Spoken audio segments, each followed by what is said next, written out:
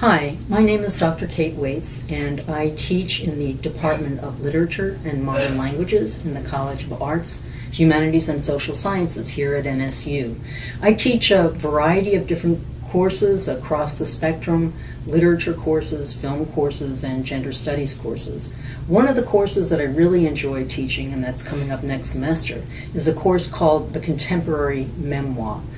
It's a fun course to teach for any number of reasons. First of all, because the memoir as a literary text has become increasingly popular in recent years. It's the kind of book that people want to pick up, that want to buy and read, because because it's about real people in real situations and real lives, and people are very interested in that. It's also important from the perspective of scholars and critics as a literary text.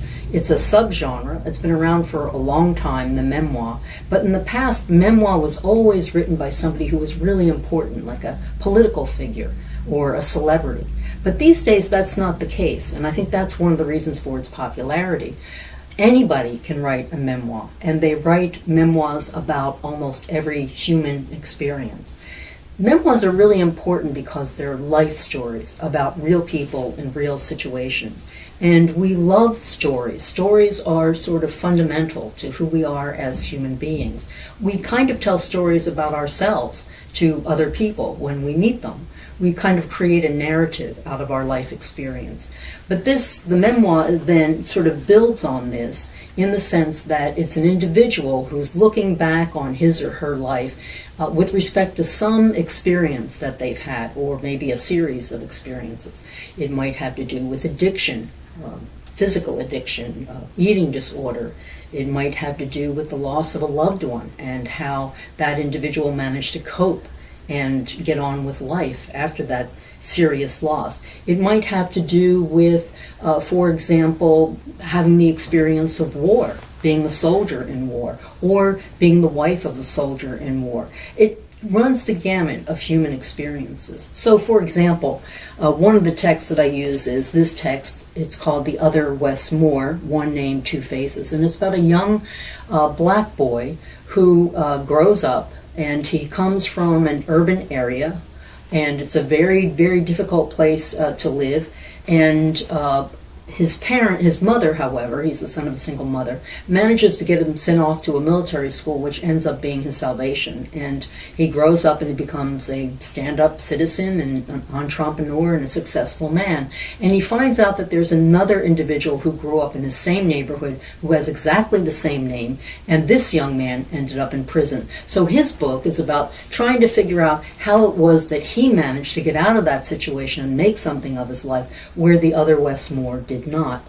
There's another memoir that I'm thinking of using this coming semester. It's called Sex Object, a memoir by Jessica Valenti, and she's basically looking at how sexism impacts women, impacts her specifically in her everyday life in a variety of ways. Perhaps you've heard of the story Wild by Cheryl Strayed that they made a motion picture out of, a story in which a woman talks about her experience having to deal with the loss of her mother, who was a crucial figure in her life at a very young age. And she goes off on a hiking trip by herself in the Pacific Northwest and tries to come to terms with that severe loss in her life. So we get to read many stories by different people about different experiences, but fundamentally what we'd be doing in the class is we'd be looking at the conventions of a memoir. What do they involve? We'd be looking at the origins of memoir. How did it change over the years such that it has become the kind of democratic kind of literary text and genre that it is today. And then lastly, we'd be applying the basic principles of literary study to the study of the memoir. So it's a fun class. We get to do lots of fun and interesting reads, and memoir fundamentally always turns back on ourselves. We always look at these kinds of texts in terms of, well, how can I relate to that character? How can I identify with that character's experience? How can what that character learns, that protagonist learns about him or herself in the writing of the memoir, help us to learn something about ourselves? So there's always a kind of personal, individual takeaway from a course like that, in addition to the kind of literary study that we'd be able to do in the course.